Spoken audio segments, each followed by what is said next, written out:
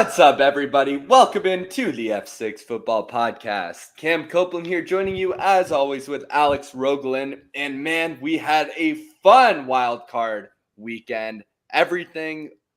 So much happened. Our brackets are in shambles. My bracket's in shambles. We're definitely going to be talking about that today. So much unexpected happened. There were implosions, and there are definitely some good storylines to talk about. Alex, how are you doing? I'm doing great, Cam. I'm doing great. It was something. I mean, that was a great weekend of football. Not great in a sense that the games were close because there was honestly only one game that was like engaging Yeah. where I felt like either team could win it and actually had me, glued to my seat to watch to the end.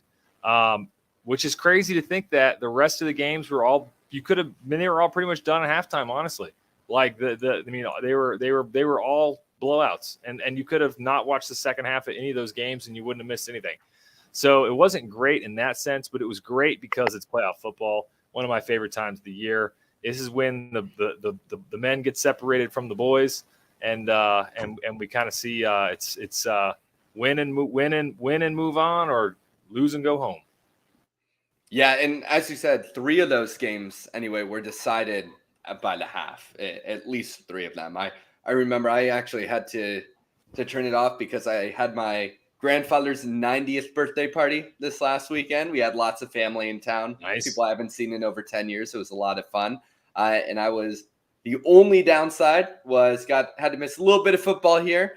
And turned out it was fine because I already knew what was going to happen at the half. So you know, we'll definitely get into it a little bit deeper, but yeah, the Rams Lions game was the only one that had me on the edge of my seat all weekend long. Yeah, no, absolutely, absolutely. So let's just dive into them. Then let's give some thoughts. We can kind of reference our playoff brackets and how we're doing as we went through. So let's start with the first game, of course, which was the Houston Texans Cleveland Browns. Oh man. Yeah, that was it was. I guess my thoughts on that is from like an eye test perspective, this Texans team, it really reminds me a lot. There's a few different times I think of and different teams throughout history that they sort of, not only are they better quicker than it's expected, but they just play with a certain they're loose, right? They play kind of like with that nothing to lose, right? Like they're playing with house money. They're no one's expecting them to do anything, and that actually gives them an edge over teams, because in the playoffs, a lot of it is about not getting tight, right? It's being able to play loose, play what you've been doing all year, play within the scheme, and not everyone is able to do that. And this Texans team in particular reminds me of the 2018 Chiefs, the first year with Mahomes, where like Mahomes even said that year that he won MVP that year, right? Through 50 touchdowns, 5,000 yards, and he said he couldn't read defenses yet. So he was just purely out there, like on talent, on instinct, right? Like he had nothing to lose, and he was just throwing the ball over the yard. And so I think that in a lot of ways that you can just watch this team on the sideline. They are so relaxed. They are just having a blast. I mean, they just love playing football. And man, you could tell pretty quickly the Browns got tight. Texans played loose, and before too long, that thing was out of reach. Yeah, and going back to the beginning of the season, we talked a lot about the win totals, the Vegas odds on division favorites, etc. In the entire NFL, the Cardinals were supposed to be dead last. They had a 4.5 win total heading into the season, or projected win total. Then there were four teams right above them at 6.5. And those were the Raiders, Colts, and then the Buccaneers, who were in the playoffs, and the Texans, who were in the playoffs. So these are teams that had been completely written off, right? Come in with a completely rookie coaching staff, rookie quarterback, questions along the offensive line, questions on who on earth is going to catch the ball on this team, right? Nico Collins, I believe he was a former third-round pick. I can look that up. And then they had, Tank Dell as a rookie coming in. No, a lot of people liked him, but no one really expected him to thrive at 160 pounds in his rookie year, 165 that is. And he wasn't even in this playoff game, right? But this team they're very well coached. Stroud is showing things that he never showed in college, right? I mean, he played well in college. He deserved to be picked number 2 overall. But there are plays he's making that had not been seen on film by him yet. Hopefully that made sense. So this team goes out, lights up the Browns. I know the Twitter sphere really is sarcastically blaming the entire loss on Myles Garrett, which I think is pretty funny. But man, isn't this an exciting team to watch? And they're going to be for a while. Now their coaching staff is going to get poached very quickly. But D'Amico Ryan's at the helm. I think they're going to be a dynasty here on out for the foreseeable future. Yeah, it sure looks like a steal, and the fact that they got two high first round draft picks. So you got C.J. Stroud and Will Anderson for Bryce Young essentially, and so it looks like the Texans for Deshaun Watson. Wait, for Bryce Young? No, I'm sorry. Well, no, they Deshaun Watson. Yeah, no, okay. Bryce Young at number 1. But no, I was saying, but I mean, obviously the Panthers though are maybe kicking themselves, and we'll see. There's long careers left, and it's a different situation. But the eye test right now certainly goes to C.J. Stroud and what he's been able to do this year. So I mean, I'll say on the Browns side, I would think if you're a Browns fan, you still got to be pretty happy with. Yeah. You got the coach figured out. You obviously got the defense. The defense didn't look very good in this game, but historically the defense had been good, for most of the year. And you got the coach figured out. You just got to get the quarterback situation figured out. I mean, Flacco did a great job filling in there late in the year, but I mean, it was like it's not a Disney movie, right? Like at some point, his flaws were going to come out. There's a reason he's a 38-year-old backup journeyman, and he did an admirable job filling in, but. I don't even think diehard Browns fans really thought they were going to make it through all the other teams in the AFC to make it to the Super Bowl. So if you're a Browns fan, you still, you can celebrate the fact that you have a stable front office and that you have a coach who knows what he's doing. And I think has demonstrated that. And that's certainly a path forward. Yeah, you build on this roster and you pray Deshaun Watson gets better because he's not going anywhere. Again, $200 million on the cap. Of dead money if you let go of him, with 140-ish mil being applied negatively to the cap this season. He's not going anywhere whatsoever.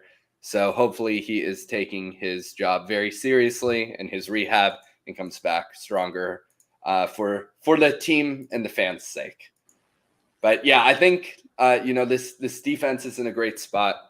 Moving forward as well. There's a lot of young talent throughout this defense with Denzel Ward and Jeremiah Owusu-Koramoah, right? A lot of the secondary pieces. You have Newsome. I don't know how much he's been playing, but I remember liking him a lot coming out of the draft here a couple years ago. I think that they get some good interior players in this next draft. Some day 2, day 3 players to fill sort of these role positions that aren't being filled as well. And man, this defense is just going to be humming for the next few years. So lot to be excited about. Just a bummer that it ended the way it did with the Texans having more than 3 times the points scored of the Browns. Yeah. Yep. All right. Well, we can move on then to the next game, which we had on Saturday night. And that was my beloved Chiefs hosting the Miami Dolphins in the, I think, 4th coldest game in NFL history. Yep. I don't think it has a name yet. It's not, there's the Ice Bowl and there's the Freezer Bowl. I haven't heard any names for this game yet. But it was a cold one for sure. But a couple thoughts. Well, the thing is, nothing truly iconic happened in this game, it seems. No, so it probably won't get a name. Yeah, no, I remember we talked about this last week, Cam. I mean, I honestly, I think if these two teams played again, if they played 10 more times, I would still take the Chiefs 10 more times. Because with this Dolphins roster, they were so depleted, especially on the defensive end. And honestly, they just looked like they did not want anything to do with the cold. Especially you look at how the Chiefs dominated the line of scrimmage, just watch guys trying to tackle Isaiah Pacheco. And there was very few times where guys were actually getting in there full speed and wanting to tackle him. And, I can't blame them in a way because when it's, -7 degrees and it feels like it's -30, your body is telling you not to do it, right? Your body's telling you to put a coat on and go sit on the sideline. So, but I was impressed with the Chiefs' performance. Patrick Mahomes is unreal. We've already seen that, but he elevates his game in the postseason.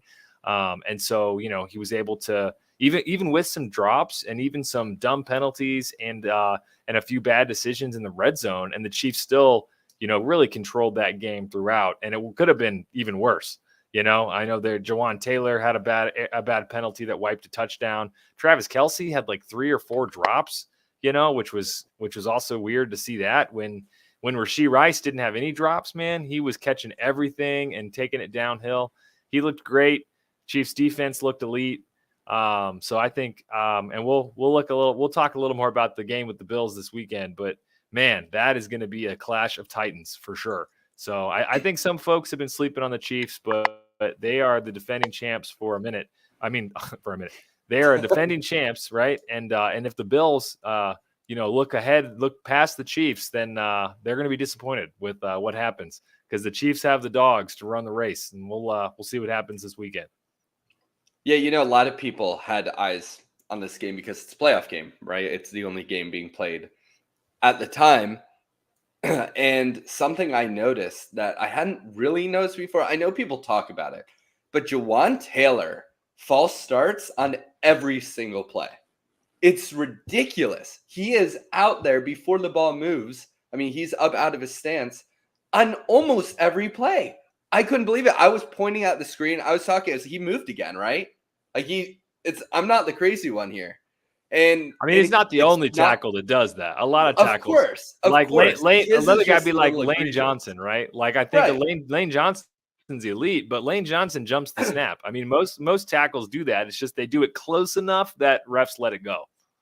Yeah, so some of his though were a little egregious. Obviously, not game altering whatsoever. Just something I noted. And one other thing, again, not being a Dolphins apologist whatsoever here, I think they look pretty bad and were outclassed most of this game. But Tua was missing throws I've never seen Tua miss. I mean, short screens behind the line of scrimmage, passes 5-10 yards downfield. He was just missing them. And he was clearly very uncomfortable. And I agree with you, Alex. I was very wrong. The Dolphins were never going to win this game. Probably not against this roster of the Chiefs, period, but definitely not in the cold. It definitely affected the skilled position players on the Dolphins more than it did the Chiefs. Well, right, yeah. Well, besides Travis Kelce, who forgot how to catch. That's right. Yeah. So anyway, I think that was so it wasn't really surprising in that outcome, and but overall, the Chiefs are they're real playoffs for them start this week. So that'll be exciting. And Rashee Rice, stud, superstar. Yep. Maybe man. Not a certified number one. Maybe you get someone across from him next year, but he eats T. Higgins, maybe. Zone. T. Higgins, maybe. Come to the Chiefs, T. Higgins. We'll take you. All right, man. Let's get to the next game here. Packers and Cowboys. That was the next game, right? Yeah. Yep. Well, this was an interesting game. This game was probably the least expected outcome of any of the games. The Packers came out ready to play. The Cowboys, who had played man coverage and a bit of an air raid offense all season, came out running the ball and playing zone defense. So that's an interesting coaching decision. There are a lot of overreactions going on right now among Cowboys fans. I agree that maybe there need to be some front office changes, but the people calling for Dak's head need to calm down a bit. He played so well most of the season. He was the front runner for MVP for Vegas odds for a hot minute. And this game does not make Dak Prescott a bad quarterback. If you recall, a few years ago, well, actually very recently, people are saying Lamar chokes in the playoffs. Lamar Jackson, he's not going to get there. And he hasn't gotten there yet. We'll see what happens, but it's the same narrative. He's a darn good quarterback. But the Packers came out fighting. They got up 27-7 by the half. Jordan Love looked fantastic. Aaron Jones, well, he had a great day. If you're in a playoff fantasy football league and have Aaron Jones, congratulations on your victory. And Packers are the youngest team in the league, at least on offense, I think all around. Yeah, I And think they are looking good. They're looking good. Yeah, I agree with that, Cam. I have a couple thoughts as well.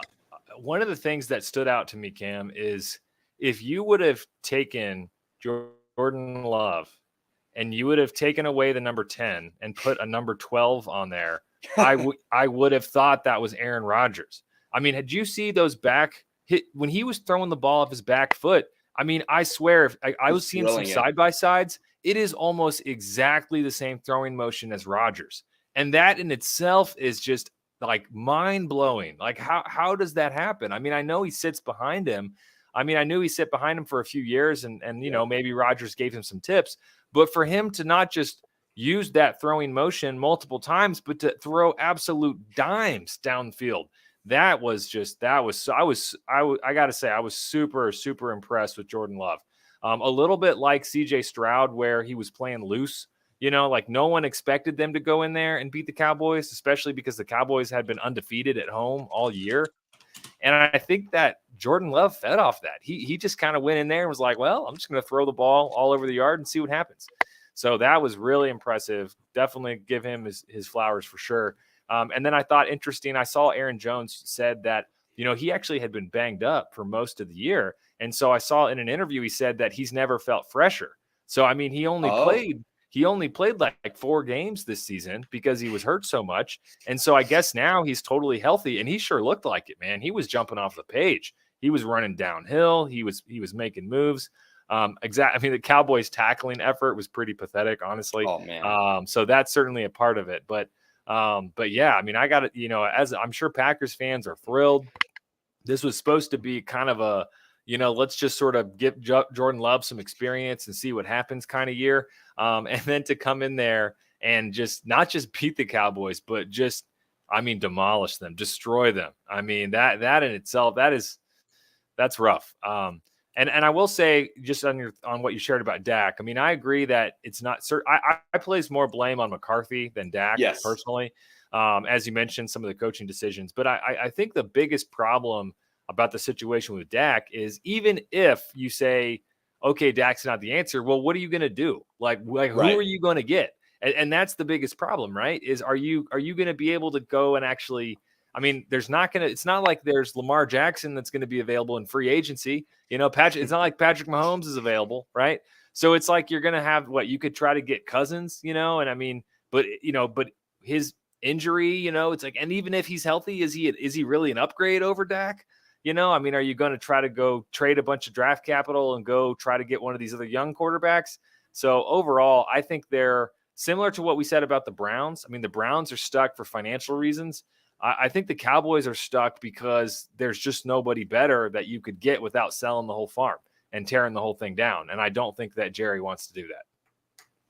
Yeah, I agree. They're going to stick with Dak.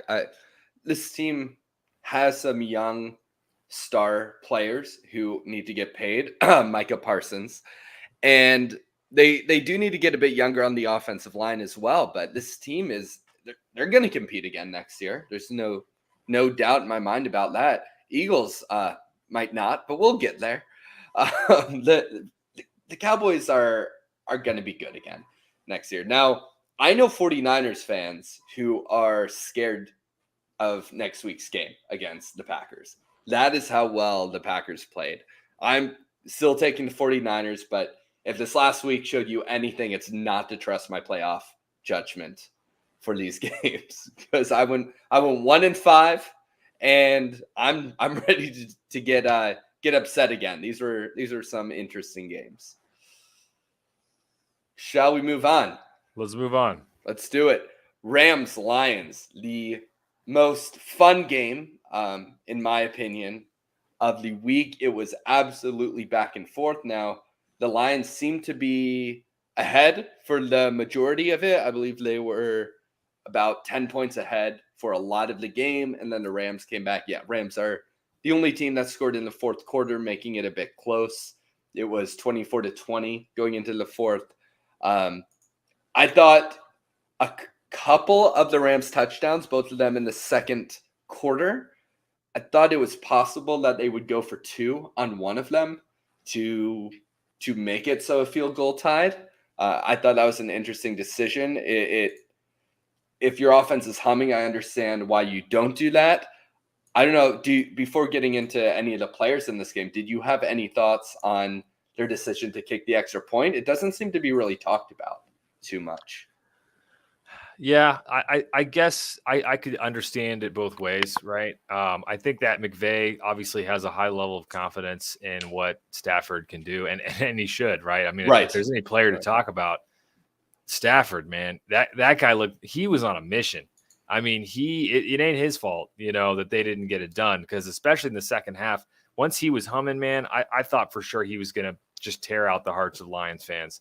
It looked for sure that second half, like when he but man, that last, I think you're right. I think they could have changed the game had they went for 2. And if you're on the road like that, why not be aggressive and go out there and see what you can do? So I think that certainly would have made sense to go for 2. And then I thought that, that decision, they kind of stalled on that last drive, right? I mean, the Rams had their chance. They were down at that point. I think they were down 4, or maybe even down 3. No, it wasn't. No, that I don't recall the very end. Oh, actually, they were down by 1. Yeah, they were down by 1. Okay. And they had that drive late. It was like maybe 6 minutes left. And Stafford had it and was driving pretty good. And I thought, this is it. This is where they go down. I take the lead. And then I think they had a penalty and a drop and put them in a 3rd and long. And then they decided to pass instead of make it shorter. And so then they had to punt. And of course, once they punted, the Lions kept the ball and they never got it back. But I thought that was the drive that it was like Stafford was just throwing dimes. So all in all, I mean, I think that the Lions are the more talented team, other than at a few points, right? Like, I think Goff played fine. I would still take Stafford over Goff, even based on that performance. I thought that, another thing, I mean, I think that Aaron Donald is obviously kind of on the way. He's on the decline. I don't think that's an outrageous thing to say. And I thought it was interesting that the Lions like triple teamed him. Like, I mean, almost the entire game. They especially when he lined up over center, they took the center and both guards and all 3 triple teamed Donald for most of the game, and obviously left their tackles on an island. And it just showed that outside of what Donald can do, even though there's a couple young guys in the Rams that have been productive, they just weren't able to get it done. And so that was a good coaching, kind of schematic approach, I think, by the Lions. And I think Cooper Kupp's still banged up. He didn't look to me like he was full strength. So that was one part of it. And then I just got to say, wow, Puka Nacua, man, that guy, he's so good. He's so good. He has such a sense in route running that he really is he already has that chemistry with Stafford where he'll break a route off and kind of run a different route to find green space, which is something you see from Travis Kelce, who's a 10-year veteran, right?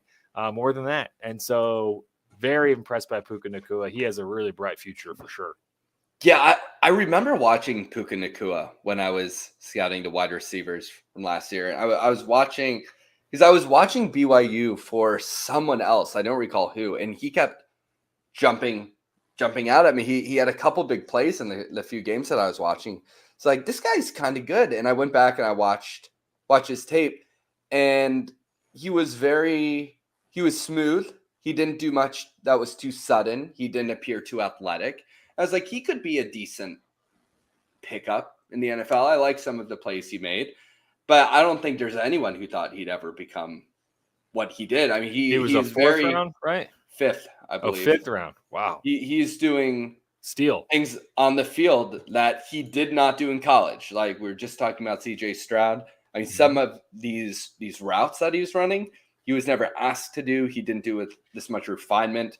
They seem to have some pretty good player development over there in in LA, especially with Kobe Turner and Byron Young on the opposite side of the ball as rookies. Really, they had the 2nd and 3rd most sacks of any rookies this last year. Yeah, I believe. That's right. Yeah. So this team crushed the draft, and as we said about the Browns, a lot of hope moving forward. Now Stafford He is getting up Another there, year older. right? Yep. Yeah, he's Yep. going to be 36 by the start of next season.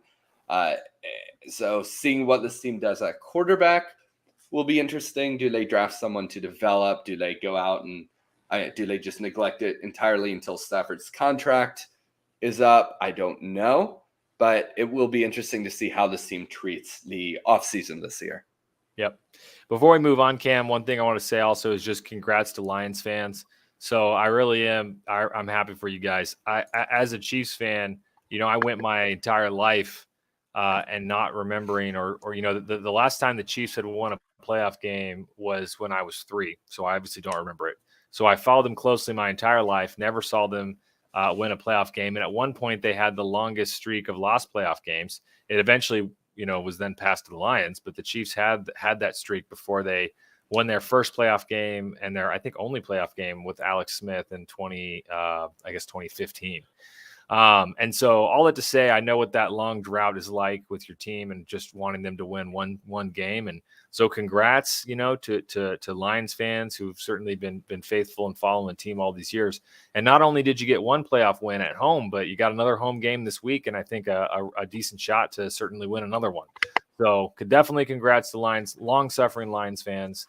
We're all in the, I think everybody else in the league that's not a Packers or a Viking or Bears fan is cheering you guys on. So congrats. All right, let's get on to the next game. Those Monday games where the Steelers-Bills finally ended up playing. If y'all did not see the state of the field on Saturday when they were supposed to play, check out those videos. It is pretty wild with over a foot of snow, 65-mile-per-hour winds, blizzard, absolutely unplayable.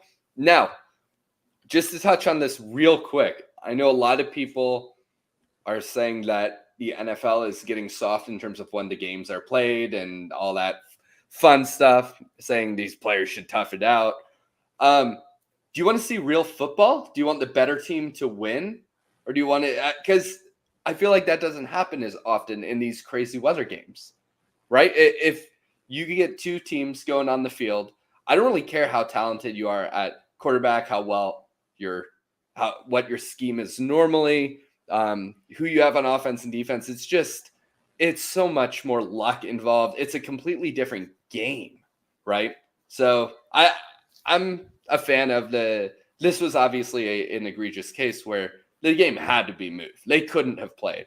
But I would rather watch good football a day later than less than good football on the day of a crazy storm. I don't know if you would you want to see everything in a dome? Do you wish that all football was played in a dome? I think every new stadium built should have a dome. I think that's just a smart decision at this time. I'm the opposite of you on that one. And I understand. I understand the thought process of playing on a dome where it's a more neutral type of experience as far as the playing surface and the temperature and all that thing, in a sense that both teams should have no problem, being able to play in that type of environment. And I do understand that, but I'm an old school football fan. I like the historic side of it. I like the history. I like the AFL, going all the way back to the 60s. And so I just think that playing in bad weather is a critical part of football. And I think that it gives an advantage. I think it does give an advantage to the teams that are used to playing in that. I mean, obviously, you think about even just Tua, right? He lived in Hawaii, right? So he's from Hawaii, and then he plays in the SEC, at Alabama. So it's like he spends all of his time. I mean, he doesn't go further north than, North Carolina, right? Yeah. And then, of course, playing for Miami. And I mean, he's had a pretty, he's obviously struggled in cold weather. And in some ways, I totally get it. I mean, there's the coldest he probably ever played in growing up was like 70 degrees. So, but I think it's just, I love football and the elements. I love it. It becomes a physical, sloppy, I love that. I love the history of Lambeau and Kansas City and Pittsburgh and Chicago and all of these cold weather places. So I love it. So I hope we still get to have football in the snow in cold places, but I'm old school. Fair enough. All right, now Bills Steelers. Bills got off to an early lead. They looked to be dominating. They scored 2 very early touchdowns at the half. It was 21-7, and then they maintained that spread of points throughout the rest of the game pretty much. So, Well, until the fourth, I mean, the Steelers did close all the way to within 7 points in the fourth quarter. So it was a 1-score game in the fourth quarter, and then the Bills scored 2 more touchdowns pretty quickly. But yeah, I mean, I not to cut you off there, Cam. Sorry, I was just going to say that I thought that honestly, I wasn't blown away by the performance of the Bills. I mean, they did what they needed to do. The Steelers made some, had two pretty costly turnovers there, both of those leading to touchdowns in the first half for the Bills. So, and one of them in the red zone. I mean, that was just a backbreaker there. So, I mean, if the Steelers were able to, keep them turning the ball over and even turn in one of those into a touchdown and save a touchdown, then I think and I think through the third quarter, honestly, the Steelers pretty much dominated the third quarter. Scored. We're scoring, moving the ball, and I think being a more physical team. And then it was sort of like the Bills were like sleepwalking, and then they sort of like woke up and were like, oh, wait, we need to score some more touchdowns. And then they easily scored a couple touchdowns late. So obviously the Bills were a much better team. But, the fact that the Steelers fought through it, I'll say one thing about them. Of all the teams that got blown out, they, to me, look like they are the most well-coached, and they have the most effort. I mean, you just watch those Steeler guys. I mean, they loved that cold weather. Like guys like Cam Hayward, I mean, they were throwing their bodies every play, and and sometimes their tackling on the back end wasn't great. But I just think that compared to the Dolphins and compared to especially the Cowboys and of course the Eagles, the Steelers looked like, even though they were by far the least talented team, the effort was there. They were ready to play. And I think that's a reflection of their head coach who knows what he's doing. Yeah, and he knows what he's doing next year, too. He said he's coming back. So Yep. I know there was some speculation about that. He's a great coach. He's going to continue to be a great coach. And this team's going to continue to overperform for the amount of talent that they have. Right. They have a talent problem, not an effort problem, which I think is the opposite of especially like Dallas. And Philadelphia, that we'll get to very shortly. Yes. Man, that'll be fun to talk about. But right now, Josh Allen, he looked good through the air and on the ground. This is one of those games, you never know which kind of Josh Allen you're going to get. Mm-hmm. This Josh Allen was the 70% completion percentage, 3 touchdowns, no interception, and what is it, 74 yards on the ground. Now, he had that nice, one like 50-yard run. Yeah, that was sweet. I use this term very lightly in this instance, but the quote controversial run, that touchdown run where he may or may not have done a fake slide, got the defender slowed down, and then broke the tackle and kept running. My first thought was that he was trying to pivot without losing his footing and stutter step before accelerating. That's very common. But I do know, because he's a quarterback, a lot of people think that he was fake sliding. Either way, what the rule is right now, he can take advantage of it. He can do that. If the rule stays as is, I have no issue with quarterbacks doing that. If the NFL wants to address it in another capacity, sure. But I personally think it's fine as is. Yeah, I don't have a problem with it, because to me, I still put it on the defender, right? Like whether or not, I mean, it was obviously extremely slick. So it's very possible that he just lost his footing and was trying to regain it, right? That's very possible. You obviously can't, review that and no intent. But even if he was doing a fake slide, right, it's still on the defender. I mean, how many times you see a guy going up for a slide, and what do you see the defender do? You see him dive over top of him, right? Yeah. That's why, right? Is so that way, as that quarterback goes in, because if that quarterback decides not to slide, you can hit him. So that's why, like, I have no problem. And in fact, if I was a defender, that's what I should be doing, right? I should be coached up to know to do that. If he looks like he's going to slide, you still close the gap on him, and then you just jump over him. And I know, it's cold, you might land and, who knows what, but still, like, if you would do that, then the worst that happens is he doesn't slide, and then you hit him and then hopefully bring him down. So I don't have a problem with it on Josh Allen's side. I'd put the blame on the Steelers. Okay. Yeah, I agreed. Now, there was later in the game, the penalty on Josh Allen when he slid. And people were saying, oh, that's because they thought he was going to, he had to go for it because of fake slide earlier. I think that's nonsense, and Twitter just overreacting. But either way, I think the Bills outplayed the Steelers for the most part in that game. I know it really did hurt the Steelers that TJ Watt was not available. I saw before the game, or the announcer said it at one point that they were 1-10 without Watt starting, which is pretty wild.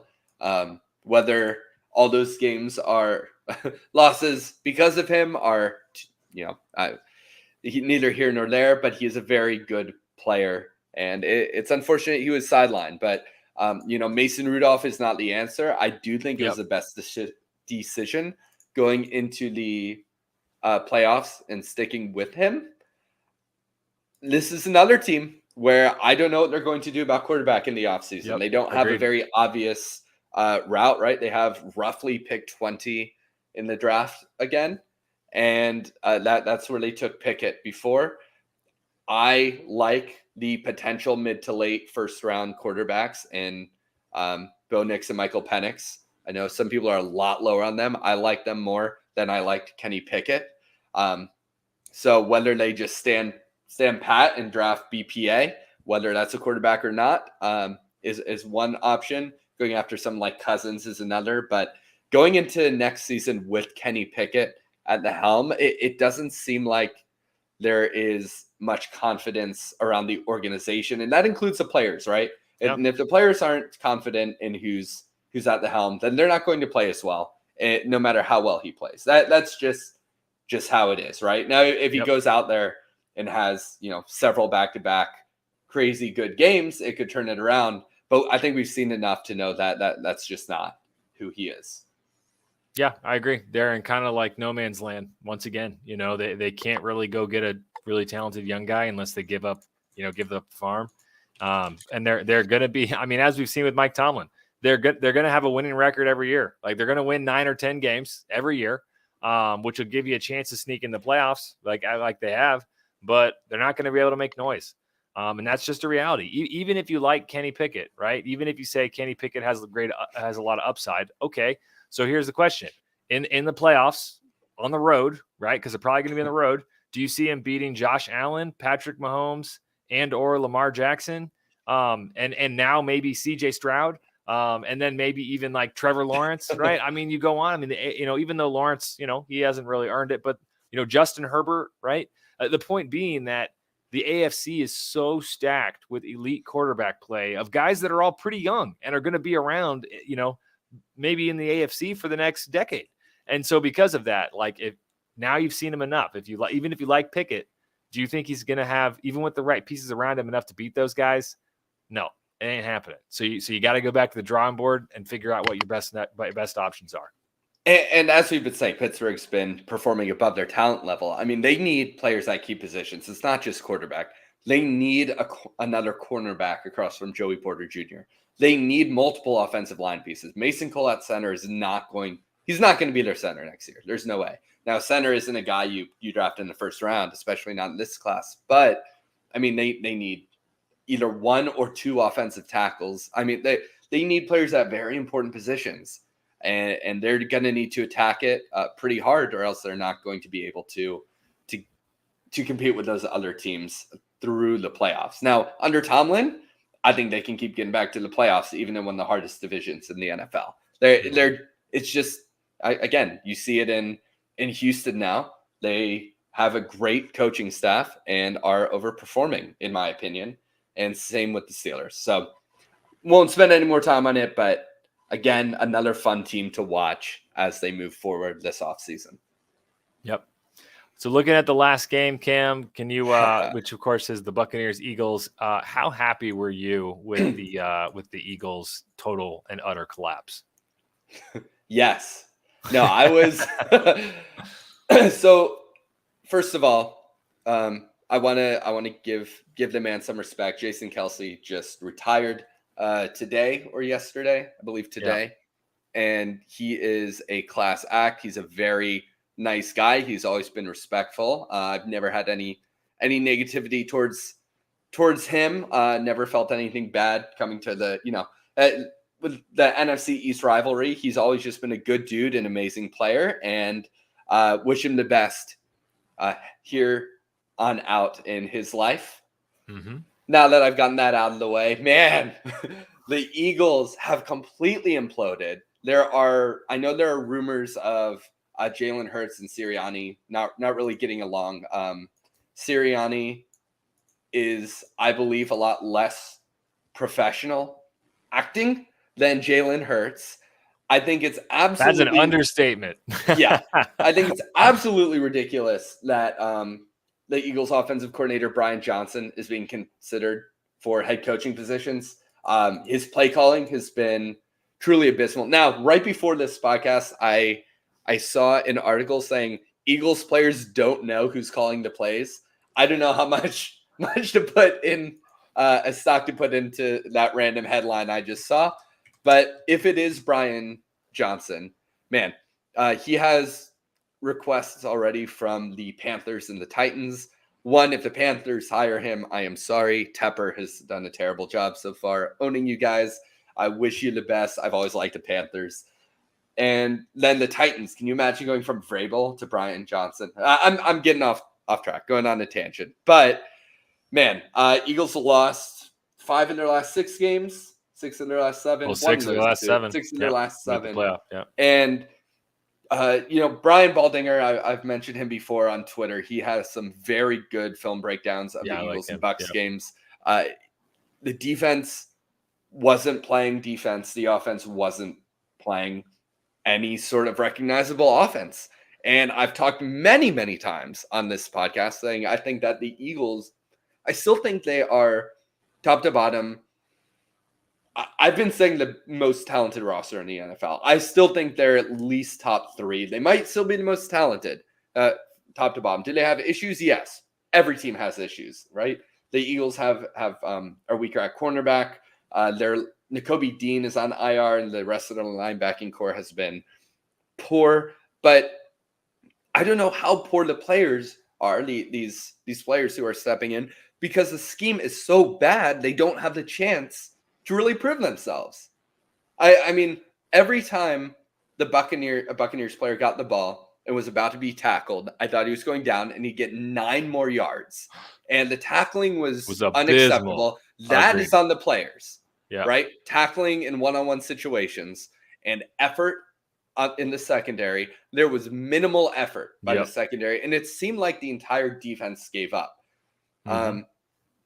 I don't want to say that necessarily about the offense, because I know it seems like a lot of the individual players are still putting a lot of effort in. Devonta Smith is still an incredible wide receiver. He's just overshadowed by A.J. Brown, and I think they both could legitimately be top 10, top 12 wide receivers in the NFL.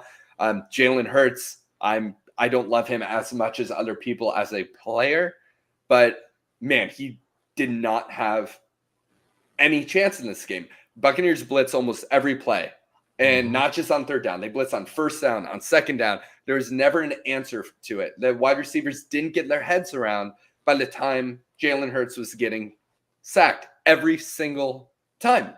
There was no offensive adjustment. I think they need to clean house with their coordinators. I think Sirianni needs to go. Maybe this is an overreaction, but I don't think it is, with how this organization has completely imploded over the last 2 months. Yeah, I agree with everything you said there. And folks that have been following our podcast for a while, you'll know that there's a couple coaches, and hey, I take wins and losses. Sometimes Cam and I predict things right, sometimes we're wrong. And one of the things that I've been right on is that Brandon Staley, bad head coach, right? That was pretty evident this year. The other one I said is I've been on Sirianni all year. Why? Because I think Sirianni is a fraud. I don't think he doesn't, even though he comes, he used to be an offensive coordinator for the Colts before he came over and became the head coach for the Eagles. But a couple things that irritate me is, now maybe he was calling some plays. It sounds like maybe they didn't know who was calling plays. Who knows? But I know that last year he definitely didn't call the plays. And this year, because he had given up play calling the year before. So he hasn't been calling plays, at least not exclusively, for now 2 or 3 years. And of course, last year, I think what we really saw was how great those coordinators were, right? How great Steichen and Gannon were. And I know it looked like, I know Eagles fans were calling for Gannon's head after the collapse in the second half of the Super Bowl. But you also, you lost to Patrick Mahomes, and Andy Reid. I mean, that happens. It's already happened to other teams. It's going to happen again. But I think that Sirianni, I think the other thing that I think you pointed out, and I cannot emphasize enough, is he is immature. He's immature, and if you don't believe me, I want you to go watch the sideline behavior of some of the greatest and winningest coaches. Just look up the winningest coaches and start watching them and videos of them, how they are on the sideline. What you are not going to see is the Sirianni hooting and hollering, running up and down the sideline, hooting and hollering. And it's like, you don't even call plays. You don't even make an impact on the game. So to me, Sirianni, obviously he lost the locker room. I mean, it's obvious he lost the locker room, right? And then you go to the fact that once he lost the locker room, he couldn't get it back. And obviously his play callers, right? His coordinators were not up to, they didn't have a scheme that was good enough to then channel these players. So I 100%, maybe not 100%, but maybe 98% of this I put on Sirianni, and of course those that put him in that position as head coach. So I think he's got to go. I think he will go. I will be shocked if he's not fired, honestly. And then the other thing I noticed is that I think that this Eagles team is going to have some massive changes next year because they just look slow. And I think that that's a part. I know effort is certainly, I know you mentioned effort, but like their secondary are all like guys that were elite like 3 years ago, right?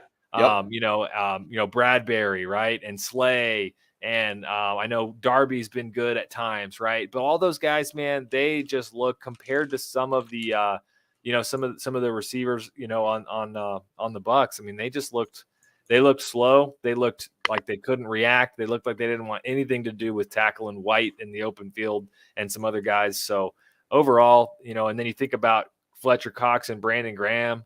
Those guys certainly still play at a high level, but they're not getting any younger. So I think we're going to see a pretty big turnover of the guard, with the Eagles. I think there's going to be a new coach, and I think we're going to see a big influx of young talent. And I think that depending on how those things shake out, I don't know what to think of the Eagles. I guess we'll have to get through the offseason and see where they're at. Yeah, and with their secondary, I do still think they have some under the radar guys like rookie Keely Ringo. He's had a very poor season, in my opinion, but he was a 4th round pick for a reason as well. But I really liked him coming out. I thought he was going to go in the 2nd round, honestly, and I think he could develop a bit and come out as a potentially solid number 2 in a year or two. He was more known as an athlete as opposed to a cornerback, so he has a ways to go. But they do have some young talent who can probably step up, right? They have Nolan Smith taking snaps here and there. I don't think they're using him very well. Utilization of good players, right? It matters a lot. So don't have to say too much more on this. But I do want to just bring up the fact that I think Eagles fans were concerned starting week 1 of the season. I think they were watching that Patriots game where they only won by 5 and thinking, oh no, this is different, right? The offensive play calling was clearly not, the passing game was not as refined. And they went in the following week against the Vikings, and Jalen Hurts appeared to be struggling. So DeAndre Swift got 28 carries for 175 yards. But remember that game very clearly. So it's like they can't pass on one of the worst passing defenses at the time in the league. And so they just ran it, and they ran very well because they have very good players. So it was just, they started 10-1, and I thought they were going to beat the Buccaneers, right? That was my prediction. But a lot's going to change this offseason. Yeah, it's been a great week for Commanders fans. Really has. Yeah. And with that, Cam, let's do a quick recap of what we got right and what we got wrong on our brackets. And then I know we're flying through here. So then we'll just spend a few minutes talking about the upcoming games. And then I know we want to talk about some coaches. So not to spend too long on it. I got my AFC picks right. So I did have of course, Chiefs beating the Dolphins, and I did pick the Texans. So I got both of that part of the bracket right. And then on the NFC side, I did have the Bucks beating the Eagles, so got that right. But then I missed the other two. I had Lions losing to the Rams, so of course that was wrong. And then I had the Cowboys beating the Packers. So I guess I went 3-2 in my picks. Is that right? 4-2. I had the Bills as well. Yeah, so I went 4-2 with my wild card picks. So not shabby. What about you? Well, I was really rooting for the Steelers because I thought y'all would be really impressed if I went 0-6, but I did. Steelers could not pull it out. 1-5 over here. If you can't tell by my voice, I've been sick for like 3 weeks now, so I'm going to use that as an excuse. Brain was clearly messed up last week, but from here on out, it's going to be 100% correct, as we guaranteed 2 weeks ago. There we go. All right, so looking ahead then, let's start taking a quick look at the games coming up. So first divisional playoff game we have, which is probably where the Texans will just always be because they're just not as big of a brand. It's going to be the first. They're probably always going to be in that first slot on Saturday. Most of the times they're in the playoff. But we got Houston Texans. We got Baltimore Ravens. Right now it's Baltimore by 9. Who you got? I got Baltimore. I had them in my bracket, or the one we did last week, going to the Super Bowl. I'm going to keep it that way. Yeah, I think so too, especially because this is out. We talked a little about the weather, right? I don't think CJ Stroud has played well outdoors this year. At least I saw something about that. And so with that, I mean, I think the Texans are fun now. I think they've had a great year, great run. That was a fun win for their fans, but I just don't see them winning this game. Maybe they can cover the spread and keep it close. That's certainly possible. But I would be, I'd be really shocked if they found a way to win. So yeah, I'm going to take the Ravens as well. We've talked a lot about talent. Yeah, go ahead. Just real quick, we've talked a lot about talent. Yeah. We've talked a lot about coaching. I think that they both have very good coaching, and the Ravens just have significantly more talent than the Texans at this point in time. All right, let's go on to the next one. As you said, 49ers, Packers. I'll keep this short. I know the Packers played their behinds off this last week. Jordan Love looks like the next Aaron Rodgers, maybe. I'm taking 49ers once again, exactly for the reasons I just said. More talent, better coaching, same coaching level. It's arguable, but just highly talented roster with skill positions that are the best in the NFL. Yep. Yeah. And actually, I same thing. Basically, same reasons. I will say, I think this is a little bit of an underrated coaching matchup because I do like what LaFleur is doing. Right. But I think that we have seen, though, that consistently Kyle Shanahan has sort of taken LaFleur to the woodshed in coaching in these playoff matchups. And that's even and that was even with Rodgers, right? I mean, twice in a row, Rodgers wins MVP. And then they lose to the 49ers. Well, one year they lost to the Bucks, and the other year they lost to the 49ers in the playoffs. But either way, I think that LaFleur, I like what LaFleur's doing. I think he's a great, bright, young coach. But I would still give the edge over to Shanahan in that coaching matchup. So same thing. I'll take the 49ers too. The only thing that concerns me a little bit is that 3-game loss streak that the 49ers had in midseason against the Browns, Vikings, and Bengals that just seemingly came out Purdy of was nowhere. Throwing interceptions and they just didn't play as well. There wasn't anything special that happened in any of those games, but I guess that was kind of the problem, right? Aside from Christian McCaffrey, it seemed like things were not humming, and it came out of nowhere the week after beating Dallas 42-10. So the consistency is slightly worrisome, but assuming San Francisco shows up, they should win this game. Yep.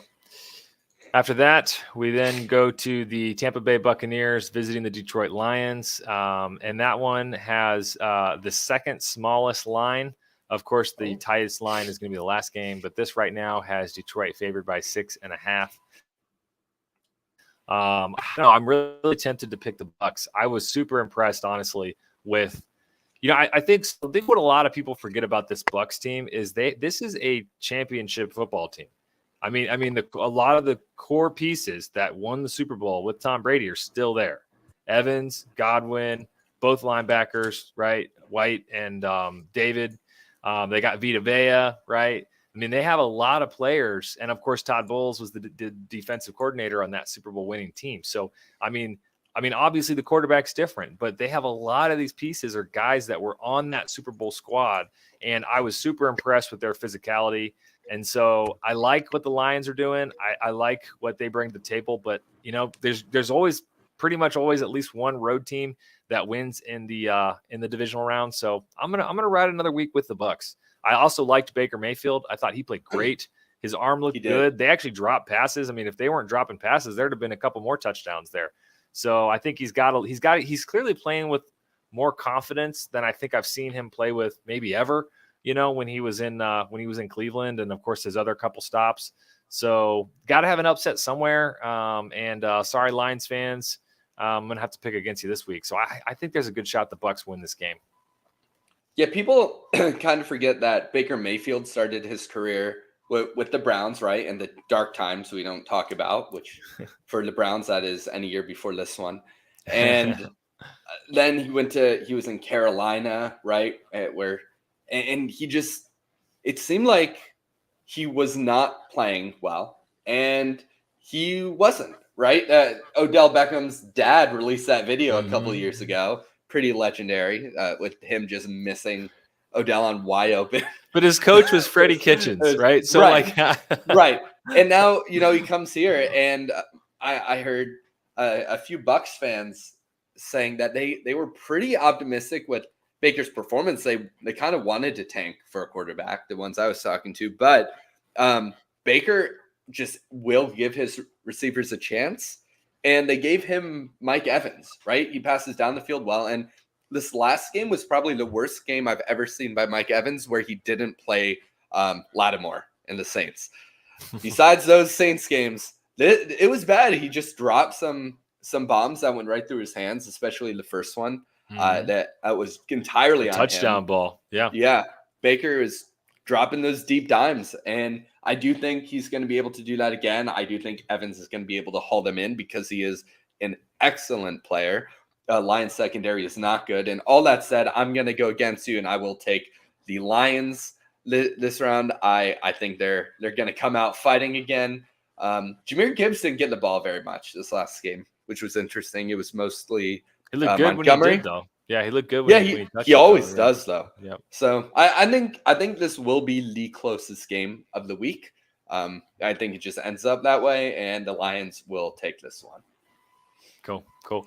And that takes us to the last game. Obviously, the NFL, the schedule makers, obviously put this as the primetime slot, the big kahuna game in the divisional round. Of course, that's the Chiefs visiting the Bills. The line right now favoring Buffalo at 2.5. So obviously, Vegas, given a couple points there for being at home, and they think that this will be close. And I agree. I think that most analysts we're going to see this week are going to talk about the Bills and how amazing the Bills are. And the Bills are good, and I'll give them credit for that. But I think that people are sleeping on the Chiefs, and obviously I have the Chiefs winning this game. A couple thoughts on that. The playoff experience of winning at the highest levels. I know that the couple injuries really hurt the Bills in that game. They're missing some linebackers. I think that could definitely hurt them. The Chiefs are the healthier team. The Chiefs have the better defense between the two. I know they're on the road, but the Chiefs 100%. Have the better defense. And the Chiefs, while Josh Allen is certainly dynamic, and there's absolutely things I love about Josh Allen. Obviously, Mahomes is better, and Mahomes has proven it at the highest levels, proven it in the playoffs time and time again, and even against Josh Allen. And Mahomes is a stone cold killer. And you look at Mahomes in his even if you look at his road and home splits, he actually plays better on the road in the regular season year after year than he actually does at home, which is kind of surprising. So with that in mind, I think the Chiefs are going to go in there. I think that a lot of people are sleeping on them. I think it's going to be lower scoring than what people think because the Chiefs obviously aren't high flying, even if they get it done. But I think they're going to lean into the run game. And I think that similar to what the Bengals did, people forget last year, the Bengals, right? When the Bengals played the Bills last year, they dominated the line of scrimmage on both sides of the ball. And even as great as Allen wasn't able to overcome that. And I think it's going to be similar this year. I think that the Chiefs' defensive line in particular, between Chris Jones and Karlaftis, and even Omenihu, those three guys have been putting immense amount of pressure on quarterbacks, and they are big and they're physical. So they have that. And then, of course, the interior offensive line for the Chiefs on the other side, Creed Humphrey, Trey Smith, and Joe Thuney. I think the Chiefs are going to be dominating at the point of attack on both sides of the ball on the offensive and defensive line. And I think because of that, as great as Josh Allen, I think probably will play, I give the Chiefs the edge there. Who knows? Like we said, Josh Allen could easily come out, sling a couple YOLO balls, have one or two of them picked by the Chiefs defense. And I think the Chiefs pull out a road victory. I don't think I'm not expecting a blowout, but I give me the Chiefs, let's say 20-17. Oh, lower scoring. Yep. Okay. Well, I've very publicly been betting against the Chiefs at various times over the last 2 years. It has gone wrong almost every time. And by almost, I mean literally every time I bet against them. I didn't think they were going to win the division last year. So I decided to change, and I had them winning the division this year. Going into the playoffs, I had them losing, and they dominated. So I'm going to change because I'm a smart man. I'd like to think so anyway. And so I have the Chiefs beating the Buffalo Bills as well. My main argument for the Bills winning is how on fire Josh Allen can be. And just to counter, the other side of the field is Mahomes. So that's not as great of an argument. And as you said, Alex, the defense of the Chiefs is significantly better. It just is. And they're healthier. And I think that Mahomes will be able to pick apart this back seven, if you will, of Buffalo pretty easily with Kelsey and Rice. I don't think he'll need much else to go his way.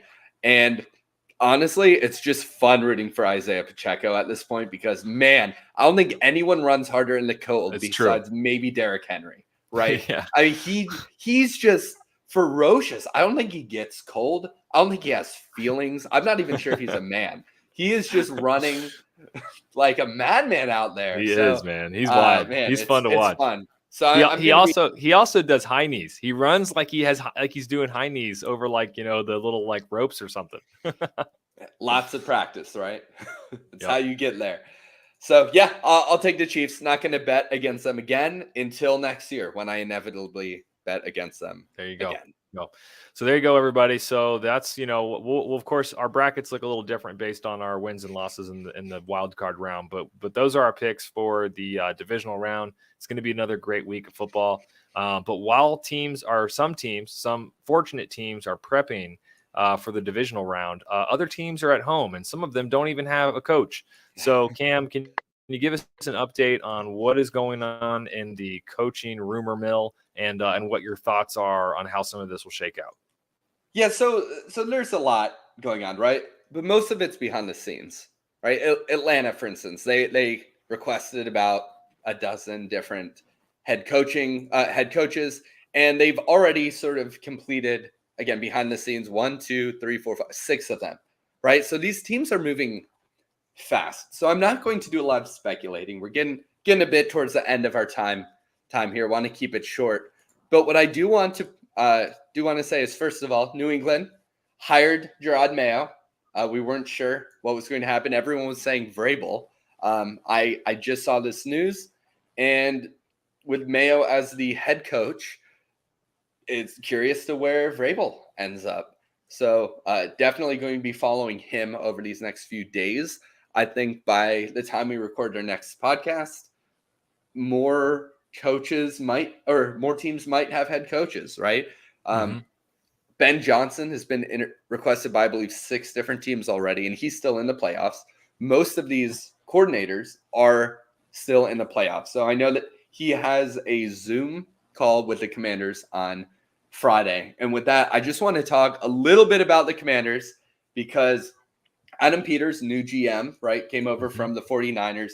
He had his presser this morning. And I love listening to these because it's usually about 20 to 25 minutes of absolutely nothing, followed by with 30 seconds here and there of snippets that could indicate which way or what's going to be happening, right? So just some takeaways I had from the Adam Peters presser earlier after he got done listing the people he was thankful for about 10 minutes. The things that kept coming up were alignment on views, long-term success, building the right way, and getting smart people in the building. That's what Harris and Peters kept saying over and over again as a response to every single question, that they want to build this team the right way. They want to have smart people here. They're not looking for any type of person, offensive head coach, defensive head coach. You know, there's all these interviews going on, but Harris just bought the team for over $6 billion, Harris and Company, right? He knows what he wants to do. He's a smart man. He knows the kinds of people he wants to bring in. He has an idea of exactly what he wants to do moving forward. And he wants people who align with that objective of his. And he also indicated that Adam Peters is getting paid a lot of money over the next 5 years. He signed a 5-year contract. And I think that, you know, on top of being a good leadership group, you know, it's too early to give them that title yet, but I think they've proven through the other organizations that it is probably going to be a good leadership group. You know, I just think that there's a lot of hope moving forward that hasn't been there in a while, right? Dan Snyder bought the team in 1999. We haven't been able to do much since then, but Peter said specifically at the end, he said, we're going to build through the draft and supplement through free agency, which is awesome. Because a lot of people come into an organization, they want to win. They want to win right now. Buy wins with free agency. They go out, spend a ton of money. I know, I don't recall if it was a new GM or anything, but in Jacksonville, they went in and after Urban Meyers left, and they just bought lots of players, and they were better. But they're not in the playoffs, right? They were just locked in to win the season, and they didn't. And these teams that are building through the draft for long-term success are doing better. So I'm just going to say, to wrap this up, the Commanders are not going to be good next year. They're not, and that is okay. They have so many needs. Everywhere is a need. They have Jonathan Allen on contract, who honestly might be traded. They have Daron Payne on a big contract, probably can't be traded with that contract. They have Terry McLaurin, who I think they should keep him, especially if they're going to try and develop a young quarterback. We saw it happen when you traded away DJ Moore in Carolina, right? You see what's happening to Bryce Young. But besides those three guys, I mean, you have Sam Cosmi, great right guard.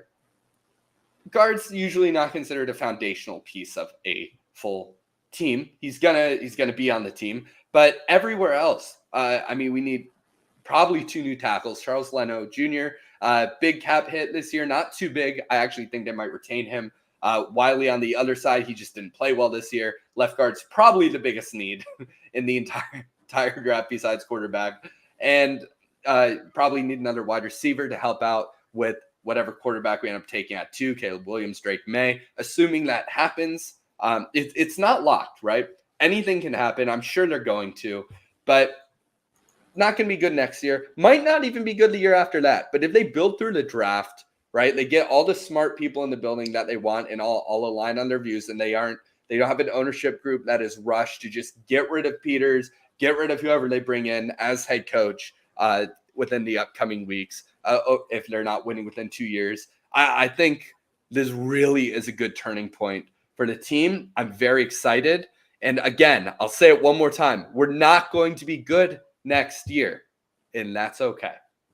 So that's my little spiel on everything that's been going on with the Commanders. I have some candidates I'm hoping for, but I will support whoever they end up bringing in. There you go. Already next season prediction, everybody.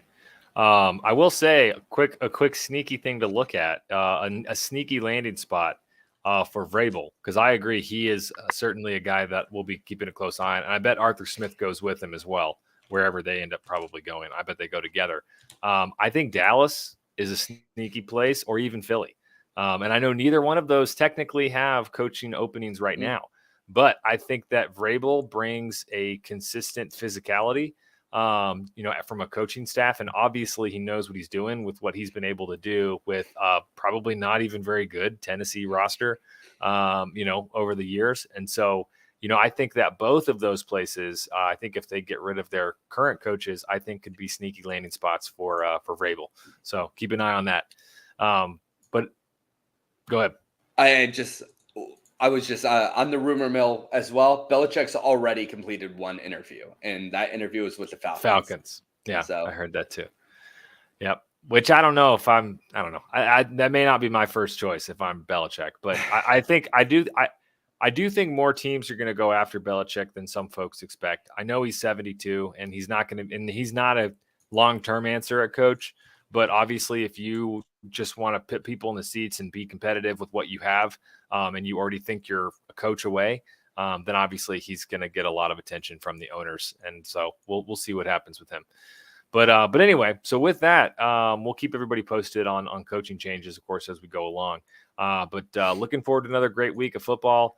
Cam, you have any closing thoughts on this upcoming weekend?